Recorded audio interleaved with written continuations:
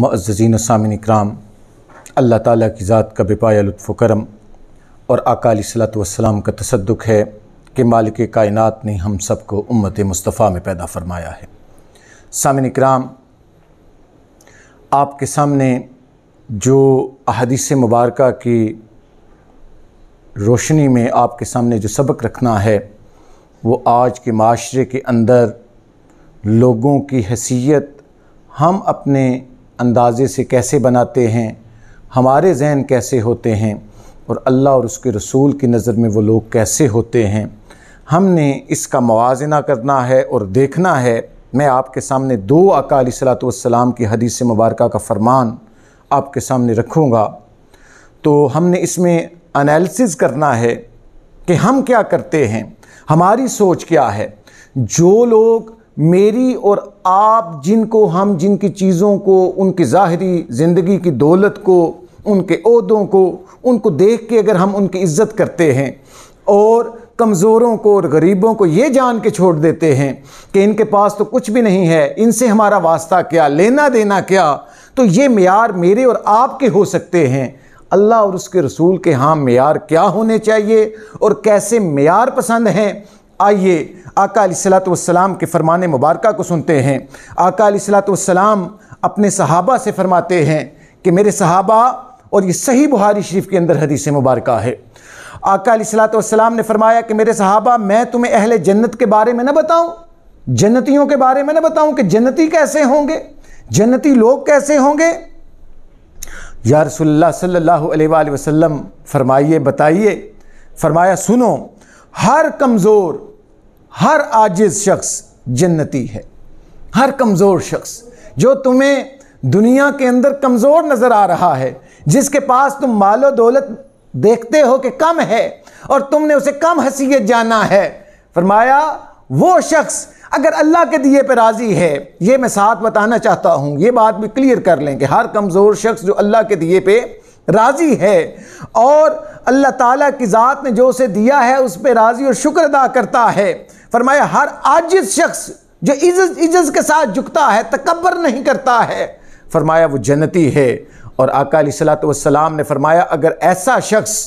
اللہ تعالیٰ کے حضور کوئی قسم اٹھا لے کسی بات کے اوپر، تو اللہ تعالیٰ کی ذات ان لوگوں کو اتنا پسند کرتی ہے کہ ان کے قسموں کی حیا کی جاتی ہے، اور اللہ تعالیٰ کی ذات ضرور بالضرور وہ جو دعا کرتے ہیں ان کو پورا کرتا ہے۔ پھر آقا علیہ الصلوۃ والسلام نے، یہ میں ساتھ آپ کو مفہوم بھی بتا رہا ہوں، پھر آقا علیہ الصلوۃ والسلام نے جہنمیوں کے بارے میں بتایا کہ میں تمہیں جہنمیوں کے بارے میں نہ بتاؤں؟ یا رسول اللہ صلی اللہ علیہ وآلہ وسلم کون سے لوگ جہنمی ہیں؟ فرمایا ہر سرکش اور متکبر شخص جہنمی ہے، جس کی چال متکبرانہ ہے، جس کے بول متکبرانہ ہیں، جس میں عجز نہیں ہے، جو بات کرتا ہے تو اللہ کا شکر ادا نہیں کرتا، جس کو اپنے آپ کے اوپر ناز ہے، اپنے سٹیٹس کے اوپر ناز ہے، اپنی قومیت کے اوپر ناز ہے، اسے فخر ہے، اگر وہ تکبر کرتا ہے تو وہ اس کا معیار لوگ تو اسے پسند کریں گے، لیکن آقا علیہ الصلوۃ والسلام نے فرمایا یہ جہنمیوں کی علامت ہے، یہ جہنمی ہے۔ اور اسی بارے میں ایک حدیث مبارکہ ہے، یہ بھی صحیح بخاری اور مسلم شریف کے اندر یہ حدیث مبارکہ ہے، اور بخاری شریف کے الفاظ میں آپ کے سامنے رکھنے لگا ہوں کہ آقا علیہ الصلوۃ والسلام کے پاس ایک شخص گزرا، اور آقا علیہ الصلوۃ والسلام کے پاس ایک شخص موجود بھی تھا، جو موجود تھا آقا علیہ الصلوۃ والسلام نے اس سے پوچھا کہ اس گزرنے والے کے بارے میں تمہاری کیا رائے ہے؟ اب میں آپ کو تھوڑا سا بتاؤں کہ وہ جو گزرنے والا تھا وہ آج کے جو جس طرح دور کے اندر جن کو ہم معزز جانتے ہیں، جن کو مال و دولت ہے، جو تکبر کرتے ہیں، جو تکبرانہ جن کے الفاظ ہیں، جو اللہ کا شکر بھی ادا نہیں کرتے، تو ایک ایسا شخص جا رہا تھا جس کے پاس دنیا کی دولت تھی اور اس کا تھا۔ اب اس کے بارے میں ان صحابی رسول نے کیا رائے دی اور پوچھ آقا علیہ الصلوۃ والسلام رہے ہیں۔ تو آقا علیہ الصلوۃ والسلام نے جب یہ پوچھا تو اس نے عرض کیا کہ یا رسول اللہ صلی اللہ علیہ وسلم، یہ ایک معزز آدمی ہے اور اللہ کی قسم یہ اس لائق ہے کہ اگر یہ کسی کو شادی کا پیغام بھیجے تو اس کے ساتھ شادی کی جائے۔ اب ان صحابی رسول نے یہ معیار دیکھا کہ اب ان کے پاس ہے سب کچھ، تو اب اس کے ساتھ شادی کی جائے، اور اگر یہ کسی کی سفارش کرے تو اس کی سفارش کو قبول کیا جائے۔ اور یہاں تک ان صحابی رسول نے کہا کہ اس شخص کے بارے میں آقا علیہ الصلوۃ والسلام کو وہ جو رائے پیش کر رہے تھے کہ یہ اگر کسی کی سفارش کرے تو اس کی سفارش قبول کی جائے، اگر یہ کسی کو شادی کا پیغام دے اور اس کے پیغام کو قبول کیا جائے۔ اب اتنے میں ایک دوسرا شخص گزرا، آقا علیہ الصلوۃ والسلام نے فرمایا کہ اس کے بارے میں تمہاری کیا رائے ہے؟ تو یہ غریب مسلمان تھا، تو اس شخص نے کہا کہ یہ اس لائق ہے کہ اگر یہ شادی کا پیغام بھیجے تو اس سے شادی نہ کی جائے، اگر یہ کسی کی سفارش کرے تو اس کی سفارش کو قبول نہ ہو، اگر یہ کوئی بات کہے تو اس کی بات سنی نہ جائے، اس کی بات کے اوپر دھیان نہ دیا جائے کہ یہ تو کمزور ہے، یہ تو لاغر ہے، اس کے پاس پلے کیا ہے، ان کی باتوں کو سننا ہے۔ تو آقا علیہ الصلوۃ والسلام نے فرمایا اب ذرا دیکھو، اب ذرا معیار دیکھو۔ آقا علیہ الصلوۃ والسلام نے فرمایا یہ اس پہلے والے جیسے پوری زمین کے برابر جیسے ہو جائیں، پوری زمین کے برابر ہو جائیں۔ فرمایا کہ یہ شخص ان سب سے بہتر شخص ہے کہ اللہ اور اس کے حضور کے ہاں وہ شخص بہتر ہے کہ جس کے اندر عجز ہے، جو اللہ کے دیے کے اوپر راضی ہے، اور جو تکبر کرتا ہے وہ اللہ اور اس کے رسول کو پسند نہیں ہے۔ اور سامعین اکرام، میرے اور آپ کے لجپال کریم نبی یہاں تک کمزور لوگوں سے محبت کرتے تھے۔ میں تھوڑا سا آپ کو خلاصتاً سیاق و سباق میں بتانا چاہتا ہوں کہ ایک سیاہ فام عورت تھی، کالے رنگ کی عورت تھی، اور وہ آقا علیہ الصلوۃ والسلام سے محبت کرتی تھی، اور آقا علیہ الصلوۃ والسلام کی محبت سے مارے کھاتے کھاتے ہوئے وہ آقا علیہ الصلوۃ والسلام کی محبت میں آقا علیہ الصلوۃ والسلام کی بارگاہ میں آئی کہ یا رسول اللہ صلی اللہ علیہ وآلہ وسلم، میں تو سب کچھ آپ کے لیے چھوڑ کے آ گئی ہوں، میں رنگ کی کالی ہوں، مجھے قبول کریں۔ آقا علیہ الصلوۃ والسلام نے اپنی ازواج کے ساتھ ان کی ڈیوٹی لگا دی کہ گھر کے کام کاج اور مسجد کے کام کاج، صفائی، اس میں اس کی ڈیوٹی لگا دی، اور وہ رہنے بھی آقا علیہ الصلوۃ والسلام کے گھر رہی۔ اب وہ عورت فوت ہو گئی، وہ سیاہ فام عورت جو مسجد میں جھاڑو دیا کرتی تھی، اور ایک سیاہ فام جو ایک حدیث مبارکہ میں آتا ہے کہ نوجوان شخص تھا، ایک عورت کے بارے میں بھی آتا ہے یہ واقعہ، اور نوجوان شخص کے بارے میں آتا ہے۔ اب وہ جب فوت ہوئی تو صحابہ اکرام نے دیکھا کہ یہ رنگ کی کالی ہے اور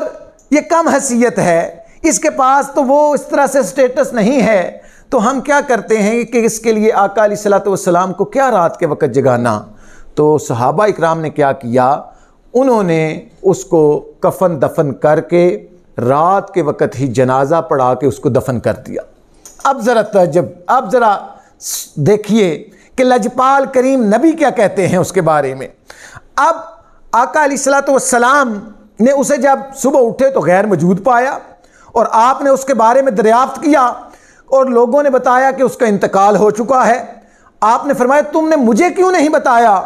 تو لوگوں نے کہا کہ اس معاملے کو ہم نے کم حیثیت سمجھا۔ آقا علیہ الصلوۃ والسلام نے جب یہ سنا تو آقا علیہ الصلوۃ والسلام کو اتنی محبت، حریص علیکم، اپنی امت کے ساتھ، اپنے امت کے غریبوں کے ساتھ، کمزوروں کے ساتھ اتنی محبت کہ میرے آقا علیہ الصلوۃ والسلام نے فرمایا کہ یہ نہیں چلے ٹھیک کیا، بلکہ آقا علیہ الصلوۃ والسلام نے فرمایا مجھے اس کی قبر پر لے چلو، مجھے اس کی قبر پر لے چلو۔ آپ اس کی قبر کے پاس گئے اور آپ نے اس کی نماز جنازہ پھر سے ادا فرمایا اس کی قبر کے اوپر۔ یہ لجپال کریم نبی،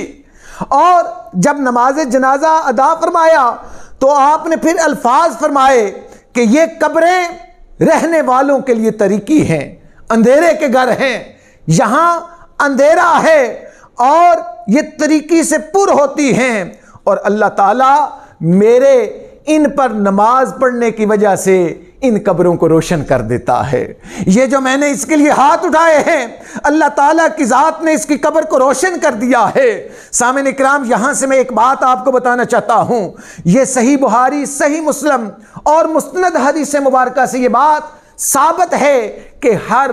مومن امتی کلمہ گو کی قبر میں آقا علیہ الصلوۃ والسلام کی ذات مبارکہ نے آنا ہے، اور میں اس تصور کے ساتھ وہ تصور آپ کے سامنے رکھنا چاہتا ہوں کہ اگر میرے آقا کسی قبر کے اوپر آ جائیں اور دعا کریں تو آقا علیہ الصلوۃ والسلام کے اوپر آنے سے وہ قبر روشن ہو جاتی ہے۔ جب میرے لجپال کریم نبی میری اور آپ کی قبر میں آئیں گے اور دعا کریں کہ اللہ تعالیٰ کی ذات مجھے اور آپ کو توفیق دے کہ ہم جو نکیرین ہیں ان کے سوالات کو صحیح طریقے سے جواب دیتے ہوئے آقا علیہ الصلوۃ والسلام کی پہچان کریں، اور پہچان کرتے ہوئے کہیں کہ یہ ہمارے آقا آگے ہیں، اور آقا علیہ الصلوۃ والسلام کے آنے سے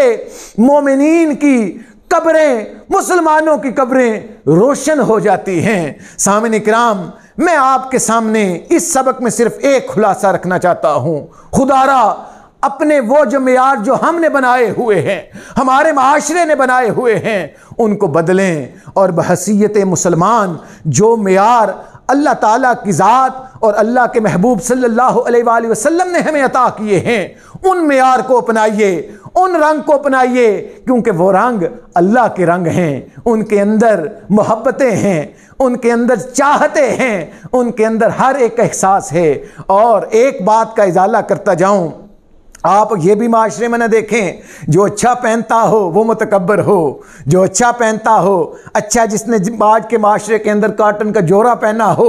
اور وہ بن ٹھن کے رہتا ہو اور اللہ کا شکر بجا لانے والا ہو، تو یہ اچھا پہننا بھی اللہ کا شکر بجا لانا ہے، اس میں آتا ہے۔ تکبر وہ آتا ہے کہ جب اس کی زبان سے ظاہر ہو، اس کے اعمال سے ظاہر ہو کہ یہ اللہ تعالیٰ کی ذات سے ڈرتا نہیں ہے، وہ ہر چیز اللہ تعالیٰ کی ذات کے دیے کے اوپر ناز نہ کرے، اپنے دیے کے اوپر، اپنے آپ کے پاس جو ہے اس کے اوپر ناز کرنا شروع کر دے، تو وہ تکبر میں آتا ہے۔ سامعین کرام، اللہ تعالیٰ کی ذات اس ماہ مبارک کے تصدق سے مجھے اور آپ کو